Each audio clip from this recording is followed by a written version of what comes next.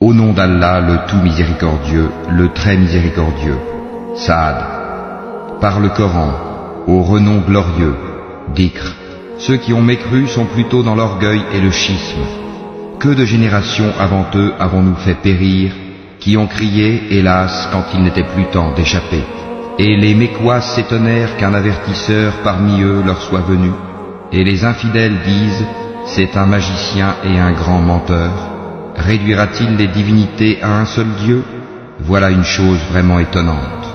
Et leurs notables partirent en disant, allez-vous-en et restez constants à vos dieux, c'est là vraiment une chose souhaitable. Nous n'avons pas entendu cela dans la dernière religion, le christianisme. Ce n'est en vérité que pure invention. Quoi? C'est sur lui, parmi nous, qu'on aurait fait descendre le rappel, le Coran? Plutôt, ils sont dans le doute au sujet de mon message. Ou plutôt, ils n'ont pas encore goûté à mon châtiment. Ou bien, détiennent-ils les trésors de la miséricorde de ton Seigneur, le puissant, le dispensateur par excellence? Ou bien ont-ils le royaume des cieux et de la terre, et de ce qui existe entre eux?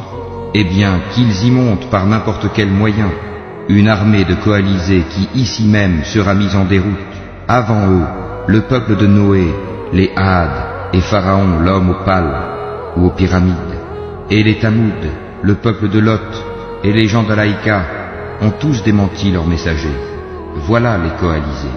Il n'en est aucun qui n'ait traité les messagers de menteurs. Eh bien, ma punition s'est avérée contre eux, ceux-ci n'attendant qu'un seul cri, sans répétition.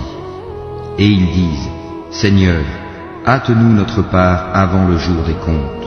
Endure ce qu'ils disent, et rappelle-toi David, notre serviteur, doué de force dans l'adoration, et plein de repentir à Allah. Nous soumîmes les montagnes à glorifier Allah, soir et matin en sa compagnie, de même que les oiseaux assemblés en masse, tous ne faisant qu'obéir à lui, Allah. Et nous renforçâmes son royaume, et lui donnâmes la sagesse et la faculté de bien juger. Et était-elle parvenue la nouvelle des disputeurs quand ils grimpèrent au mur du sanctuaire? Quand ils entrèrent auprès de David, il en fut effrayé. Ils dirent, n'aie pas peur, nous sommes tous deux en dispute, l'un de nous a fait du tort à l'autre. Juge donc en toute équité entre nous, ne sois pas injuste, et guide-nous vers le chemin droit. Celui-ci est mon frère, il a 99 brebis, tandis que je n'ai qu'une brebis. Il m'a dit, confie-la moi, et dans la conversation, il a beaucoup fait pression sur moi. David dit, il a été certes injuste envers toi en demandant de joindre ta brebis à ses brebis. Beaucoup de gens transgressent les droits de leurs associés, sauf ceux qui croient et accomplissent les bonnes œuvres, cependant ils sont bien rares. Et David pensa alors que nous l'avions mis à l'épreuve. Il demanda donc pardon à son Seigneur, et tomba prosterné et se repentit.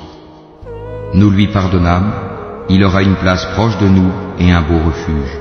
Ô David, nous avons fait de toi un calife sur la terre.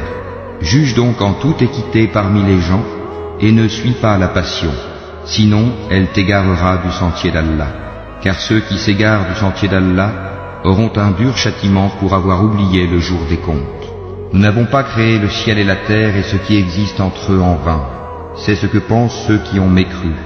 Malheur à ceux qui ont mécru pour le feu qui les attend. Traiterons-nous ceux qui croient et accomplissent les bonnes œuvres comme ceux qui commettent du désordre sur terre, ou traiterons-nous les pieux comme les pervers? Voici un livre béni que nous avons fait descendre vers toi, afin qu'il médite sur les versets et que les doués d'intelligence réfléchissent. Et à David, nous fîmes don de Salomon, quel bon serviteur. Il était plein de repentir. Quand un après-midi on lui présenta de magnifiques chevaux de course, il dit, oui, je me suis complu à aimer les biens de ce monde au point d'oublier le rappel de mon Seigneur, jusqu'à ce que le soleil se soit caché derrière son voile. Ramenez-les-moi. Alors il se mit à leur couper les pattes et les coups. Et nous avions certes éprouvé Salomon, en plaçant sur son siège un corps, ensuite il se repentit. Il dit, Seigneur, pardonne-moi, et fais-moi don d'un royaume tel que nul après moi n'aura de pareil, c'est toi le grand dispensateur. Nous lui assujettîmes alors le vent, qui, par son ordre, soufflait modérément partout où il voulait, de même que les diables, bâtisseurs et plongeurs de toutes sortes, et d'autres encore, accouplés dans des chaînes. Voilà notre don, distribue-le ou retiens-le sans avoir à en rendre compte. Et il a une place rapprochée de nous et un beau refuge.